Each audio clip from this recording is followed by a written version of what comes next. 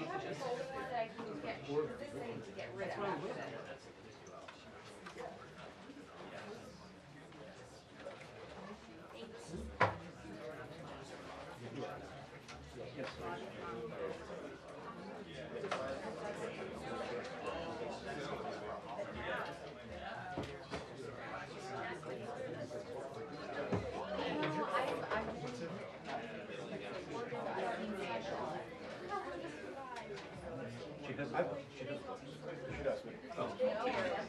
I thought that they had switched to.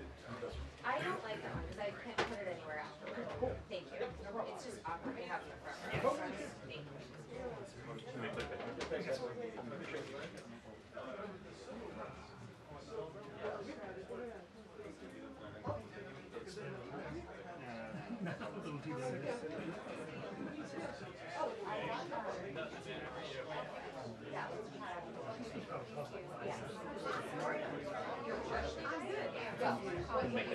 Yeah, you can make it here.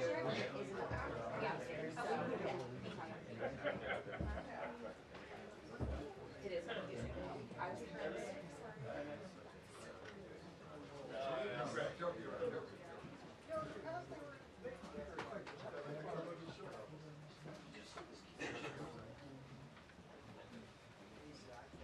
Hey, yeah.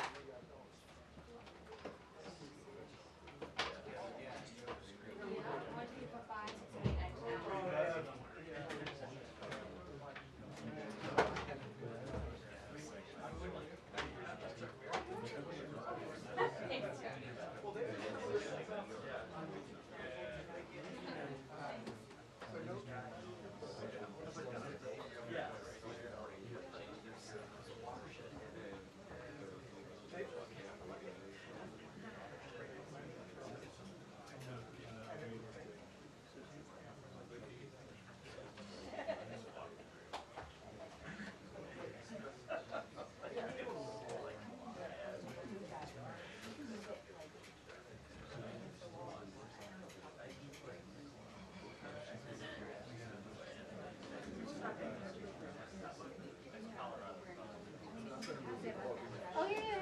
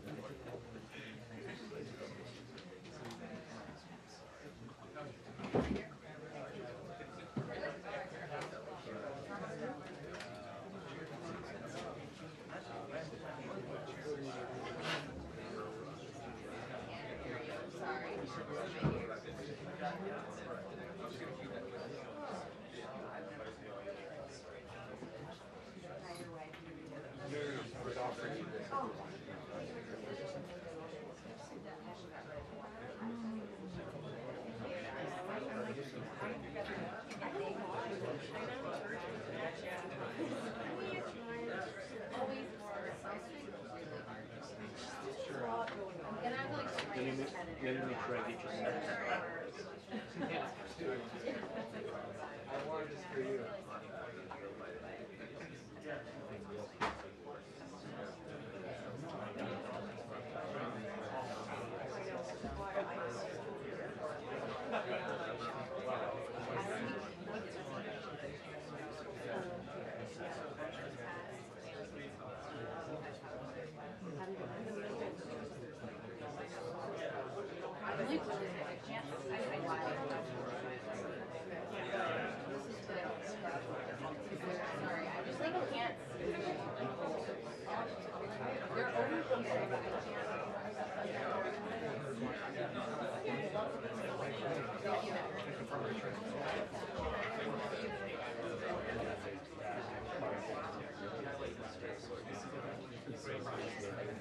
I'm really trying to cut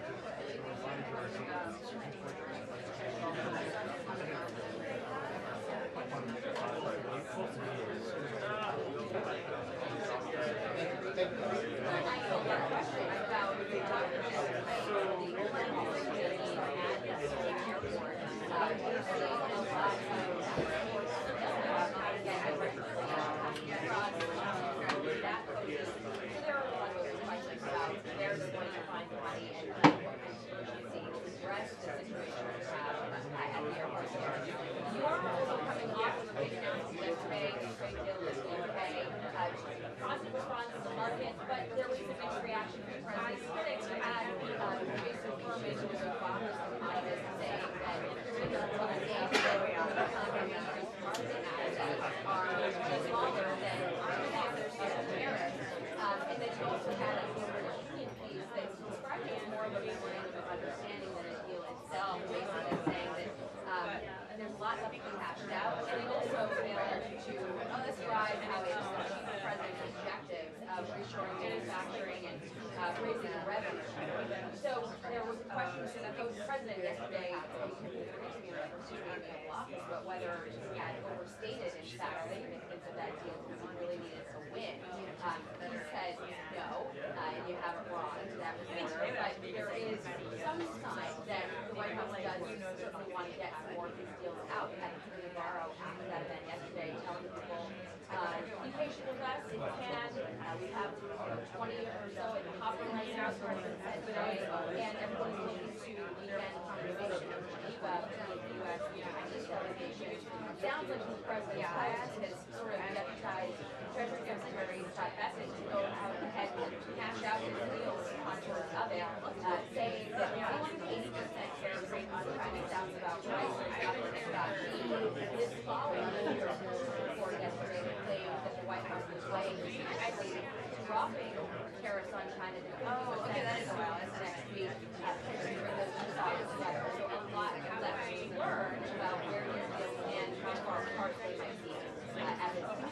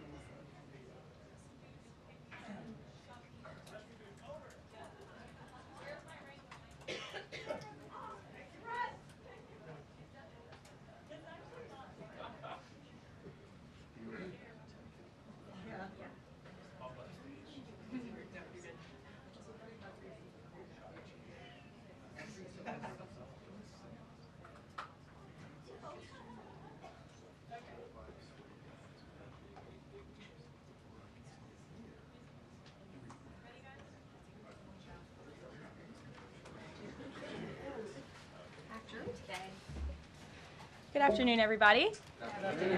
Good to see all of you. Happy Friday. The President looks forward to embarking on his historic return to the Middle East, visiting Saudi Arabia, Qatar, and the United Arab Emirates next week, where he will focus on strengthening ties between our nations. 8 years ago, President Trump's first trip was to this same region of the world, where he introduced his bold peace through strength foreign policy strategy. On that trip, the President laid out his goal of eradicating terrorism and extremism in the region, which he successfully accomplished over the course of his administration with the total defeat of ISIS and the historic signing of the Abraham Accords. Now, 8 years later, President Trump will return to re-emphasize his continued vision for a proud, prosperous, and successful Middle East, where the United States and Middle Eastern nations are in cooperative relationships, and where extremism is defeated in place of commerce and cultural exchanges. This trip ultimately highlights how we stand on the brink of the golden age for both America and the Middle East, united by a shared vision of stability, opportunity, and mutual respect. The President greatly looks forward to visiting with our brave men and women in uniform at our U.S. Air Base in Qatar throughout this trip. Yesterday, President Trump demonstrated the art of the deal and secured a historic trade agreement, despite all of the naysayers who said no deals were coming. That, of course, turned out to be untrue. On the 80th anniversary of Victory Day for World War II, President Trump announced a great deal that provides American companies unprecedented access to the UK markets while bolstering U.S. national security. This trade deal will massively expand U.S. market access in the United Kingdom, creating a $5 billion opportunity for new exports for U.S. farmers, ranchers, and producers. This includes more than $700 billion in ethanol exports and $250 million in other agricultural products like good old American beef. The deal commits the United States and United Kingdom to work together to enhance industrial and agricultural market access and strengthens American competitiveness. Importantly, the deal also ensures streamlined customs procedures for U.S. exports. The UK will also be purchasing $10 billion of American-made Boeing planes as part of the deal. A trade agreement like this between the United States and the United Kingdom was being worked on for many years but continued to prove elusive. But because of President Trump's bold negotiating approach, he got it done. All of this happened because of President Trump's implementation of powerful tariffs to end the era of economic surrender and rebalance America's trading agreements. American workers and companies are the best in the world, and they finally have a president who has their backs, fights for them, and delivers good deals that puts them first. This is just the first of many trade deals to come. Get ready for more historic deals and our country to boom like never before. On that note, Treasury Secretary Scott Bessent and Ambassador Jamieson Greer will meet with the lead representatives on economic matters from the People's Republic of China over the weekend in Switzerland. As President Trump has said, the United States and China have been talking for some time over the course of the administration, and now teams from both countries will meet in person to continue discussions. You can be certain that President Trump and his trade team will ensure we work to achieve the best deal possible for America. In other news, the Trump administration just announced a new incentive for illegal aliens living in the United States to self-deport. Eligible illegal aliens who now use the CBP Home app to self-deport will receive a clear, safe way to leave the United States. Their plane tickets home may be paid for, and they will receive a $1,000 stipend once we have confirmation that they have left our country. This new feature will allow illegal aliens to have a planned departure out of the country and to leave as soon as possible in a dignified way. If illegal aliens make the right decision here and submit their intent to depart through the CBP Home app and pass extensive vetting, they will be temporarily deprioritized for ICE detention and enforcement action before their scheduled departure. And leaving voluntarily in this matter may improve their legal immigration options in the future. This initiative will also save massive amounts of money for American taxpayers. Voluntary departures are much more cost-effective than traditional removals. By deploying the CBP Home app in this new way, President Trump is aiming to reduce the need for costly arrests, detentions, and court proceedings. Currently, the average cost of traditional removal is more than $17,000 per illegal alien. Our projections estimate that the use of the CBP Home app will massively reduce that financial burden by approximately 70%, so taxpayer dollars can be redirected and our brave immigration law enforcement officers can focus on removing the most violent illegal aliens hiding in our communities. Finally, it was announced this morning that First Lady Melania Trump secured a $25 million investment in President Trump's budget to provide housing and support for youth transitioning out of foster care. And in recognition of the 7th anniversary of Mrs. Trump's Be Best initiative, the U.S. Department of Housing and Urban Development allocated funds toward the agency Foster Youth to Independence program. Yesterday, Mrs. Trump hosted a special celebration of military mothers with the president, bringing together 150 military moms from around the country to recognize their service, not just in their home, but for our country. For those of you who were there at the events yesterday like I did, I have no doubt you will join me in recognizing how truly special those moments were. So let's get to questions. Here in our new media seat today is Andrew Egger, the White House correspondent for The Bulwark. The Bulwark is a new media company launched in 2019 with hundreds of thousands of readers on Substack and more than 1 million subscribers on YouTube. Andrew, please kick us off. And thanks for being here. Yeah, thank you for having me, Caroline. The president posted another ad this week for his Trump meme coin. The group that's running that coin is encouraging people to buy in order to win a dinner this month with the president. Why is the president planning to attend a dinner for the top investors in his coin? Look, the president is abiding by all conflict of interest laws. The president has been incredibly transparent with his own personal financial obligations throughout the years. The president is a successful businessman, and I think, frankly, it's one of the many reasons that people reelected him back to this office. There are at least some people who are buying this coin who seem to view it as an opportunity to influence the president's views. There was a logistics company this week that said they would buy $20 million in the coin in order to advocate for free trade between the U.S. and Mexico. If buyers are buying for that reason, are they wasting their money? Look, I can assure you the president acts with only the interests of the American public in mind, putting our country first and doing what's best for our country, full stop. That's his intention, and that's what he's focused on.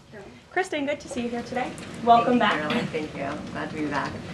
So on those China talks, what does President Trump expect to come out of those talks? And is he going to be disappointed if his team can't secure a deal? Well, look, the president is very confident in his Secretary of Treasury, Scott Bessent, and of course, Ambassador Jamieson Greer, who has played an instrumental role in all of these trade negotiations as well. I think yesterday's success, the announcement of a trade deal with the United Kingdom, is a great first step. Again, many said in this room it couldn't be done. Now we are moving forward with many other countries. We're talking to dozens of our trading partners around the world. But of course, China is a major country, a major player in this space. And the president has said, and he's right, China needs the United States of America. They need our markets. They need our consumer base. And Secretary Bessent knows that he's going to Switzerland this weekend with the full support and confidence and trust of the president here at home. Jack. Thanks very much, Caroline. 2 questions. First, can you give us an update on U.S. efforts to mediate or have an impact on the conflict between India and Pakistan? Sure, I absolutely can. This is something that the Secretary of State and, of course, now our National Security Advisor as well, Marco Rubio, has been very much involved in. The president has expressed he wants to see this de-escalate as quickly as possible. He understands these are 2 countries that have been at odds with one another for decades, long before President Trump was here in the Oval Office. However, he has good relationships with the leaders of both countries, and the Secretary of State, Marco Rubio, I spoke to him just yesterday. He has been in constant communication with the leaders of both countries trying to bring this conflict to an end. Just one other question. Yesterday, we saw the news of a new pope. Before Pope Leo became Pope Leo, there were some critical comments that he made about President Trump and about Vice President Vance on his then X account. Does the White House have any reaction to those comments? The president made his reaction to Pope Leo's announcement yesterday very clear. He is very proud to have an American pope. I think it was a surprise to everyone. I saw the news media was surprised to report on that yesterday, but it's a great thing for the United States of America and for the world, and we are praying for him. Thanks, Caroline. The president has been pretty firm on keeping these 145% tariffs in place on Chinese imports. Today, via Truth Social, he said that he'd be possibly open to lowering those to 80%. Why the change, and how did the president land on 80? The president still remains with his position that he is not going to unilaterally bring down tariffs on China. We need to see concessions from them as well. And again, that's part of the reason that Secretary Bessent is going to talk to his Chinese counterparts this weekend to start those discussions in person. As for the 80% number, that was a number the president threw out there, and we'll see what happens this weekend. And always in the effort of transparency, I'm sure you'll hear directly from the Treasury Secretary or the president after those negotiations conclude. Jackie. Thank you, Caroline. Why did the White House announce this deal with the UK before all of the details were finished? That's not true, actually. I saw the fact sheet. I saw the deal as well before the president brought all of you in the Oval Office in the effort of transparency. You had the president and the prime minister on the phone talking to all of you directly about how this was a great deal, a phenomenal deal, and discussions will continue. But as I spoke to our Ambassador Greer yesterday, this is how trade deals work. You set an initial agreement, you set the framework, you set up the deal, and then of course, T's have to be crossed and I's have to be dotted, but this deal is a good deal, and the numbers are determined, and all of the market access that I just discussed will remain. Does that mean that the 10% baseline is going to still be there at the end when all of the other details are ironed out? The president is committed to the 10% baseline tariff, not just for the United Kingdom, but for his trade negotiations with all other countries as well. Permanently, even after the deals are done, like that is going to remain? The president is determined to continue with that 10% baseline tariff. I just spoke to him about it earlier. Stephen. Thank you, Caroline. I'd like to ask about New York and then about a personnel matter. On New York, the mayor, Eric Adams, is here today. Could you tell us anything more about the visit, who initiated it, what they're talking about? And also, is there any comment from the White House on the air traffic control issues in Newark? All I will say on Mayor Eric Adams is that he requested a meeting with the president, and the president was willing to take it. If the president wishes to discuss his private meeting afterwards, I will let him do that himself. Yes, I'm glad you asked about the FAA. There was a glitch in the system this morning, especially at Newark Airport. As you all know, I spoke to the Department of Transportation. That glitch was caused by the same telecoms and software issues that were raised last week. Everything went back online after the brief outage, and there was no operational impact. DOT and the FAA are working to address this technical issue tonight to prevent further outages, as well as install new fiber from Newark Airport to Philadelphia. And the goal is to have the totality of this work done by the end of the summer. I want to add that this outage at Newark Airport speaks to why the Secretary of Transportation yesterday made a massive announcement in investing in our aviation safety and our telecom system. There's a 4-part infrastructure plan that was released by the Secretary of Transportation yesterday to improve communication, surveillance, automation, and their facilities. They want to replace the antiquated telecom systems with new fiber, wireless, and satellite technologies, replace more than 600 radars, which have gone way past their life cycle, and address runway safety. They want to build 6 new air traffic control centers for the first time since the 1960s and replace towers as well. They want to implement new modern hardware and software for all traffic facilities to create a common platform system throughout the towers. These are much needed changes. This is a very bold plan by the Department of Transportation. I think it's unfortunate that the previous administration sat on their hands and did nothing, but how grateful we are that we have a Department of Transportation and a secretary and a president who's willing to take bold action and change. And the personnel matter, Caroline, could I ask? Thanks, Caroline. Just going back to India, Pakistan, can we expect President Trump to get in touch personally with the leaders of those countries to try and de-escalate this situation? If and when that happens, we will certainly let you know. Natalie. Thanks, Caroline. Sure. I have a question about the Middle East trip. Will any of the president's family members, like including Don Jr., Eric, or Jared Kushner, be joining him on the trip? I am not tracking any of the president's family members joining us at this time, but of course, the first family is welcome to come. I hope they would. They're great people, great to be around, but I'm not tracking them on the manifest. And given that you noted he is a successful businessman, do you know if the president has any plans to meet with any of the folks involved with any of the family businesses over there, or see any of the sites that are going to be Not to my knowledge, and let me just get to the premise of your question that both of you have raised. I think it's frankly ridiculous that anyone in this room would even suggest that President Trump is doing anything for his own benefit. He left a life of luxury and a life of running a very successful real estate empire for public service, not just once, but twice. And again, the American public reelected him back to this White House because they trust he acts in the best interest of our country and putting the American public first. This is a president who has actually lost money for being president of the United States. I don't remember these same type of questions being asked of my predecessor about a career politician who was clearly profiting off of this office. That is not what President Trump does, and this White House holds ourselves to the highest of ethical standards. Phil. Thank you. There's this Reuters report that the U.S. is in talks with Israel about an American-led post-war administration in Gaza. Is that accurate? Are these talks ongoing? We are in constant communication and dialogue with our counterparts and our allies and friends in Israel. Ron Dermer was here at the White House yesterday meeting with members of President Trump's team. As for the situation in Gaza, the president and his entire national security team have made it very clear we want to see the hostages released from Gaza. That is a priority for this administration. As for what that looks like, and even moving beyond that, I'm not going to get into the details of plans that frankly may or may not have even been proposed, but I can emphasize what the president holds closest in his heart right now, and that's the release of all of the hostages in Gaza. And then there's been some conservative pushback to some of these salt tax, the salt tax cap. For instance, Majority Leader Steve Scalise said that bringing back the state and local tax deduction would essentially mean, quote, 45 states are subsidizing 5 states that have very high taxes imposed by leftist governors.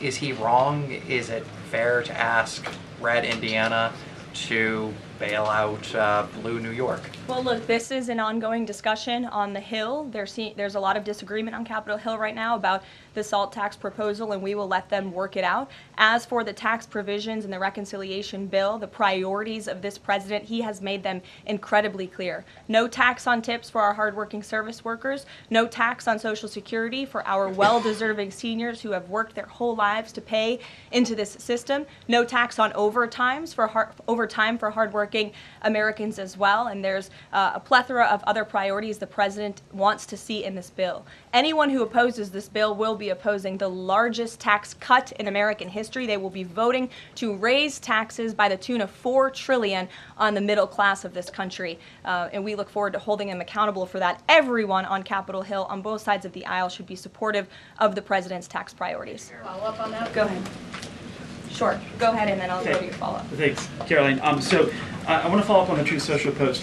So the president's saying 80% tariffs could come down. Just an announcement would be enough to lower those tariffs. Is that what he's looking for from the Chinese concessions? That's not what the president said. He said that an 80% number may sound good to him, but again, he's in constant contact with our Secretary of Treasury, who will be leading these negotiations this weekend. And historically, the Chinese have made the meeting itself a win. What does a win look like out of these meetings for the president this weekend? A good deal for the American worker and the American people. Go ahead. Thanks, Caroline. Yeah, back to the reconciliation bill. Can you just clarify the president's position, though, a little bit specifically on the tax issue? Because in his Truth Social post, he said this morning that he would accept even a tiny tax increase for the rich, but then says Republicans probably shouldn't do it, but I'm okay if they do it. So what is it that he wants? Does he want them to increase the tax rates? The president wants tax cuts, the largest tax cuts in history. He wants to extend his historic tax cuts from 2017, and he wants to see all of the other tax priorities that I just laid out for you included in this bill as well. As for the policy proposal you're talking about, the president has said he himself personally would not mind paying a little bit more to help the poor and the middle class and the working class in this country. I think, frankly, that's a very honorable position. But again, these negotiations are ongoing on Capitol Hill, and the president will weigh in when he feels necessary. Encourage them to have a higher bracket for top earners? The president has made his personal position on this matter clear. Michael. The president's in constant communication with leaders on the Hill. Ahead of the president's trip to the Middle East, he's mentioned he wants to rename the Persian Gulf the Gulf of Arabia. Iran is now saying that doing so will bring the wrath of all Iranians. Can you talk about the support that the Gulf of Arabia has in the region and why this is important to the president? Well, first of all, the president has said he hasn't made a determination yet. That was in the news that you guys all asked him about it, and he said he wasn't quite sure. So he hasn't made a definitive decision on that yet. And secondly, Caroline, the president has shown support for South African refugees that are coming to the United States next week. Can you talk about what these refugees are fleeing and why this is a priority for the administration? Well, the president has actually signed an executive order on that matter. My office can get it back to you, Michael. But this group in South Africa has faced racial persecution. In fact, the government there has vowed to take away their farmland that they own.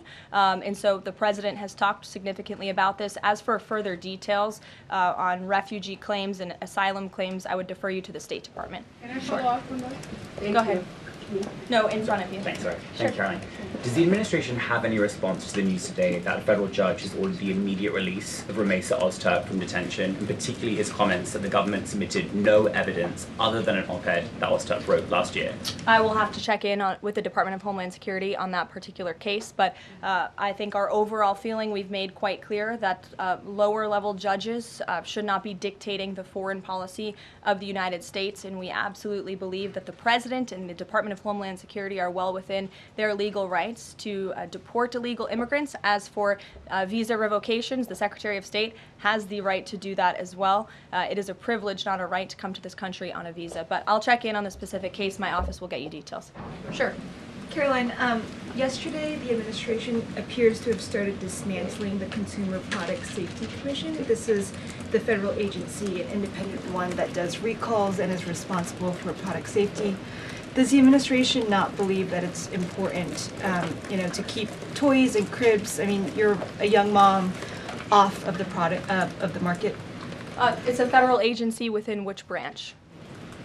It's the executive branch. Who's the head of the executive branch? The President of the United States.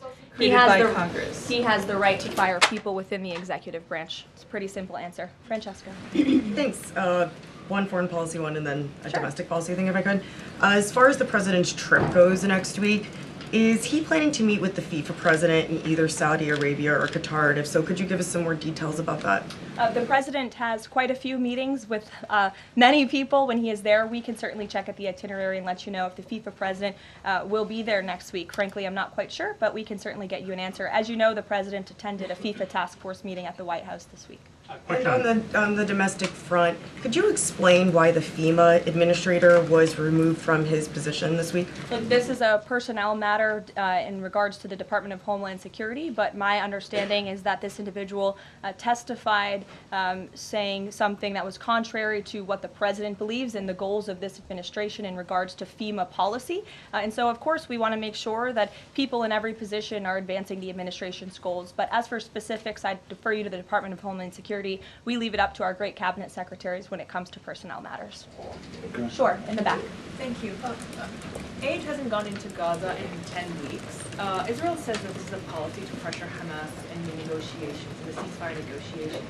Is this a policy that this administration supports? The president answered this week. He said that he wants to ensure that aid can get into Gaza, but we have to do it in a responsible way to ensure it doesn't end up in the hands of terrorists. So this is something the administration is actively working on, and when we have a policy to announce on this definitively, we can certainly let you know. Can you talk about this effort for the U.S. to take over the distribution of aid in Gaza, to exclude Israel, but also international organizations said this effort militarizes aid? I would reject that characterization by whatever groups you are citing. Kelly. Caroline, thank you. I want to get back to the First Lady Melania Trump dealing with foster children. That's an important component in American life to see what happens to the future of our children, particularly in foster care. Can you explain the significance of this development between the First Lady and the housing and urban development? Yes, absolutely. It's millions of dollars that will go into a program that helps these children transition out of foster care to have productive and positive lives. And I'd like to share a personal story since you asked if I may. I hope the First Lady won't mind. I was at an event in Florida last year, and I was approached by a gentleman who was a foster dad, and he had taken in, I think it was 6 or 7 foster children.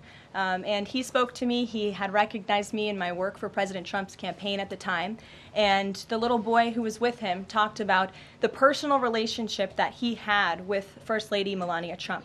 And the conversation she had had with him and how she really encouraged him to be the best that he could be during her first term here at the White House, and how even after she and President Trump left the White House, she kept in very close touch with this young foster child. It was a touching moment that I will never forget, and it speaks to the heart of this First Lady and the great work that she is doing for foster children. And this is certainly a very big announcement that I know our Secretary of Housing and Urban Development is in particular very excited about, and we can certainly get you all the details on that program. John. Thanks a lot, Caroline. I want to ask you about the trade deal that the President announced yesterday with the UK as it relates to the auto sector. Sure. The trade group that represents the big three here in the U.S.